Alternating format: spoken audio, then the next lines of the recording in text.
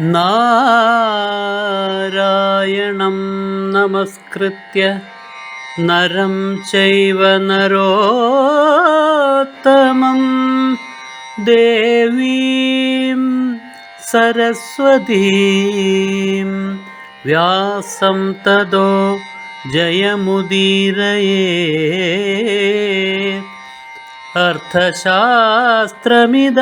പുണ്യം ധർമ്മശാസ്ത്രമിദം പരം മോക്ഷശാസ്ത്രമിദം പ്രോക്തം വ്യാസേനാമിത ബുദ്ധിനാ.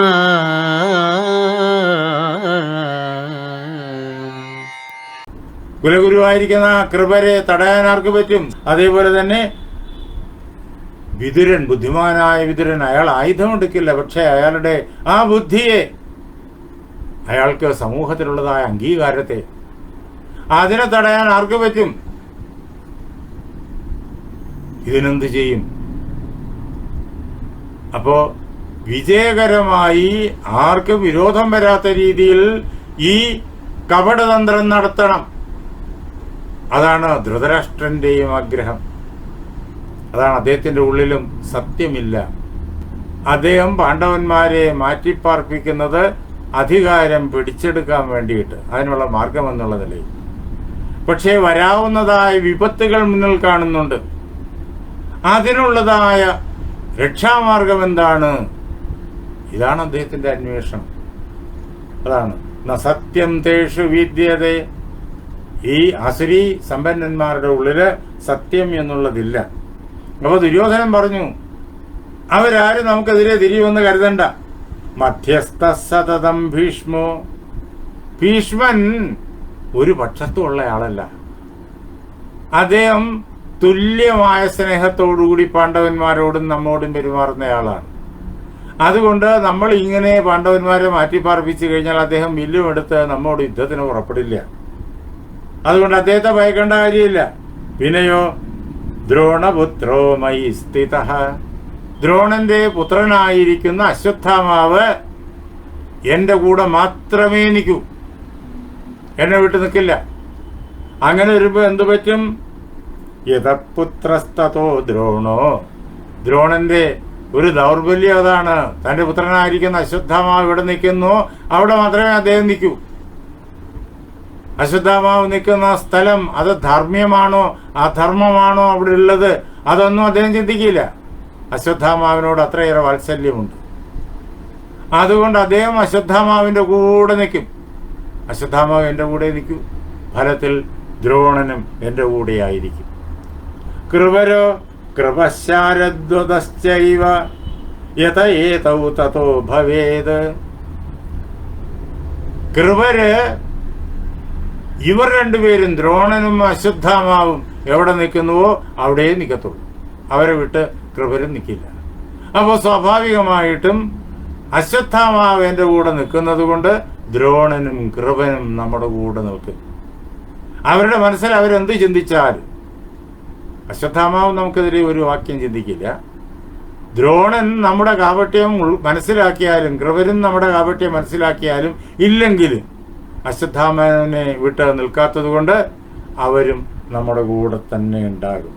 അതുകൊണ്ട് അങ്ങ് സവിശ്രദ്ധ പാണ്ഡുസുതാൻ സഹമാത്ര പ്രവാസയ.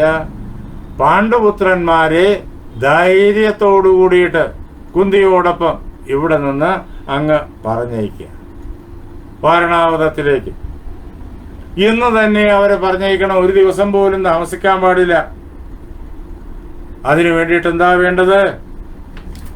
സൂത്രത്തിൽ പറഞ്ഞേക്കാൻ അത് അങ്ങ് ചെയ്തുകൊള്ളൂ എന്ന് നിർബന്ധമായിട്ടും ഉടനെ വേണം എന്ന് ദുര്യോധനൻ തന്റെ പിതാവായിരിക്കുന്ന രാജാവ് ധൃതരാഷ്ട്രനോട് പറഞ്ഞു.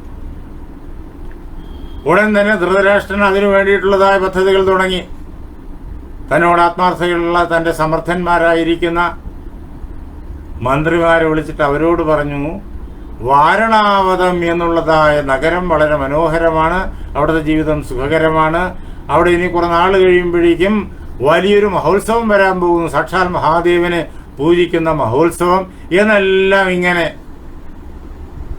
എല്ലാവരും അറിയാൻ വേണ്ടിയിട്ട് നാട് മുഴുവൻ പരസ്യപ്പെടുത്തുക, ആളുകളോട് പറഞ്ഞ് കർണാകരണികയായി ഇങ്ങനെ വ്യാപിക്കട്ടെ. നമ്മുടെ ഈ കൊട്ടാരത്തിനകത്തും നമ്മുടെ ഭരണയന്ത്രത്തിൽ എല്ലാവരുടെയും ചെവികളിൽ ഇത് എത്തിക്കുക എന്ന് അവരോട് പറഞ്ഞു. ധൃതരാഷ്ട്രൻ തന്നെ അതിനുവേണ്ടിയുള്ള സൗകര്യപൂർണമായ മാർഗം ഒരുക്കുകയാണ്. അങ്ങനെ ധൃതരാഷ്ട്രന്റെ നിർദ്ദേശമനുസരിച്ചിട്ട് അമാത്യന്മാര് വാരണാവതത്തിന്റെ വർണ്ണനകൾ ഇങ്ങനെ പ്രചരിപ്പിച്ചു തുടങ്ങി. അത് നാട് മുഴുവൻ കാട്ടുതീ പോലെ ഇങ്ങനെ വ്യാപിച്ചു.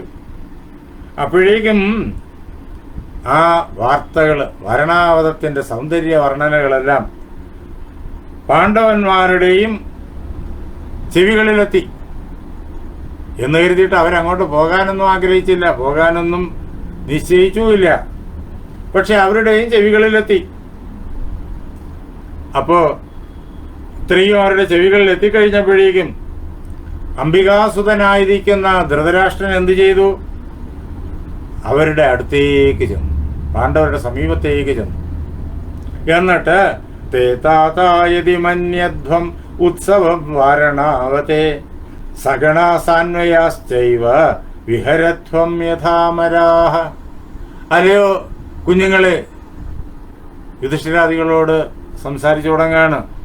വാരണാവതത്തിൽ നടക്കാൻ പോകുന്ന ആ മഹാദേവ മഹോത്സവം അത് അതിഗംഭീരമാണ്. നിങ്ങൾക്ക് അതിൽ കാണണം, അതിൽ പങ്കെടുക്കണം എന്നൊക്കെ ആഗ്രഹമുണ്ടെങ്കിൽ നിങ്ങളൊരു കാര്യം ചെയ്തോളൂ, വാരണാവതത്തിലേക്ക് പോയിക്കൊള്ളൂ. കുറെ നാൾ അവിടെ താമസിക്കുക. മനോഹരമായ നഗരമാണ്, മനോഹരമായ ഭൂപ്രകൃതിയാണ്.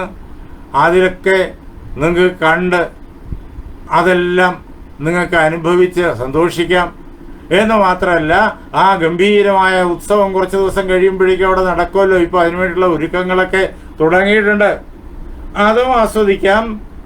അതുകൊണ്ട് നിങ്ങൾ അങ്ങോട്ട് പോയിക്കൊള്ളുക. പിന്നെ അവിടെ ചെന്ന് കഴിഞ്ഞാലോ, ബ്രാഹ്മണേഭ്യശ്ച രത്നാനി ഗായകേഭ്യശ്ച സർവശഃ പ്രയച്ഛത്വം യഥാകാമം ദേവായിവ സുവർച്ചസഃ. പ്രകാശം ചൊരിയുന്ന ദേവന്മാരെ പോലെ നിങ്ങൾ എന്ത് ചെയ്യണം? ബ്രാഹ്മണർക്കെല്ലാവർക്കും രത്നം പതിച്ചതായ സ്വർണ്ണാഭരണങ്ങൾ ഇഷ്ടംപോലെ ദാനം ചെയ്യൂ. ദാനകർമ്മം പരമഗുണമല്ലേ? അതുകൊണ്ട് ആ ദാനകർമ്മം നിങ്ങൾ ഭംഗിയായി ചെയ്യുക. അതോടൊപ്പം തന്നെ നല്ല സംഗീതജ്ഞന്മാരവിടെ വരും, നർത്തകന്മാർ വരും, അതേപോലെ നാട്യ കുശലന്മാരവിടെ വരും. അങ്ങനെയുള്ള കലാകാരന്മാരെല്ലാം വന്നിട്ട് അവരുടെ കലാവിരുന്നുകൾ അവിടെ അതിഗംഭീരമായിട്ട് നടത്തും. അവർക്കെല്ലാം നിങ്ങൾ അവിടെ ഇരുന്ന് നിങ്ങളുടെ സ്നേഹത്തിൻ്റെ ചിഹ്നമായിട്ട് ധാരാളം സമ്മാനങ്ങൾ നൽകുക. രത്നം പതിച്ചതായ ആഭരണങ്ങൾ, അതേപോലെ പണം എല്ലാം നിങ്ങൾ അവിടെ ഇരുന്ന് നൽകുക. അങ്ങനെ നിങ്ങൾ എല്ലാവരുടെയും ആദരവിന് പാത്രമായിട്ട് അവിടെ സുഖമായിട്ട് വസിക്കുക. അങ്ങനെ ഏറെക്കാലം അവിടെ വസിച്ചിട്ട് കിഞ്ചിത് കാലം വിഹൃത്യൈവം, കുറെ കാലം അവിടെ ഇങ്ങനെ വിഹൃത്യൈവം ഇങ്ങനെ വിഹരിച്ചിട്ട് ജീവിതം തന്നെ ഒരു ഉത്സവമാക്കിക്കൊള്ളൂ. അവിടെ ഉത്സവമായിട്ട് ആഘോഷിച്ചിട്ട് അനുഭൂയ പരമുദം, പരമമായിരിക്കുന്ന സന്തോഷത്തെ നേടിയിട്ട് ഇതം വൈ ഹാസ്തിനപുരം സുഖിന പുനരേഷ്യഥ, ഈ ഹസ്തനാപുരത്തേക്ക് സുഖികളായിട്ട് നിങ്ങൾ മടങ്ങിയിരിക്കുക, വീണ്ടും തിരിച്ചിങ്ങോട്ട് വരിക, ഏറെക്കാലം അവിടുത്തെ സുഖം അനുഭവിക്കുക. ഇങ്ങനെ പറഞ്ഞു. അങ്ങനെ പറഞ്ഞപ്പോൾ ഇതിനകത്ത് ചതിവുണ്ട് എന്ന് ബുദ്ധിയുള്ളവർക്കൊക്കെ മനസ്സിലാവും. അത് വിതുരൻ നേരത്തെ തന്നെ കൗരവന്മാരുടെ ചതിവുകളെക്കുറിച്ച് പല സൂചനകളും കൊടുത്തിട്ടുണ്ട്. അതിൽ നിന്ന് രക്ഷപ്പെടാനുള്ള മാർഗങ്ങളെക്കുറിച്ചുള്ള സൂചനകൾ കൊടുത്തിട്ടുണ്ട്. എന്നാൽ ഇതൊന്നും വെളിവിടരുത് എന്നുള്ള സൂചനകളും കൊടുത്തിട്ടുണ്ട്. കൗരവന്മാർ ഏതൊക്കെ ചതിവ് പ്രയോഗിച്ചാൽ അതിൽ നിന്ന് രക്ഷപ്പെട്ട ശേഷം ഇങ്ങനെ സംഭവിച്ചു എന്ന് ആരോടും തൽക്കാലം പറയണ്ട, അങ്ങനെയൊക്കെ പറഞ്ഞിട്ടുണ്ട്. ഇങ്ങനെയൊക്കെയുള്ള ഉപദേശങ്ങൾ ബുദ്ധിമാനായ വിതുരനിൽ നിന്ന് കിട്ടിയിട്ടുള്ളത് കൊണ്ട് പാണ്ഡവന്മാർക്കും ഇതിനകത്ത് എന്തോ കുഴപ്പമുണ്ടെന്ന് മനസ്സിലായി. പക്ഷേ വലിയച്ഛൻ നിർബന്ധിക്കുന്നു. അങ്ങനെ വന്നപ്പോഴേക്കും വളരെയേറെ ദുഃഖത്തോടുകൂടി യുധിഷ്ഠിര ശനൈർദീന വാചേതം വചസ്തത, ദീന മനസ്സോടുകൂടി, വേദനിക്കുന്ന മനസ്സോടുകൂടി യുധിഷ്ഠിരൻ ഇങ്ങനെ ബന്ധുജനങ്ങളോട്, ഭീഷ്മൻ, ദ്രോണൻ, കൃപൻ, ഇങ്ങനെയുള്ള ബന്ധുക്കൾ, ഗുരുജനങ്ങൾ, അമാത്യന്മാര്, പിന്നെ പൗരപ്രമാണിമാര്, നാട്ടുകാര്, എല്ലാ പേരോടും യുധിഷ്ഠിരൻ ഇങ്ങനെ പറഞ്ഞു. ദുഃഖത്തോടുകൂടിയാ പറയുന്നത്. പോകുന്നത് ശരിയല്ല എന്ന് യുധിഷ്ഠിരൻ അറിയാം. ഇതിനകത്ത് എന്തോ വഞ്ചനയുണ്ട് എന്നറിയാം. എന്താണെന്നറിയില്ല, വഞ്ചനയുണ്ട് എന്നറിയാം.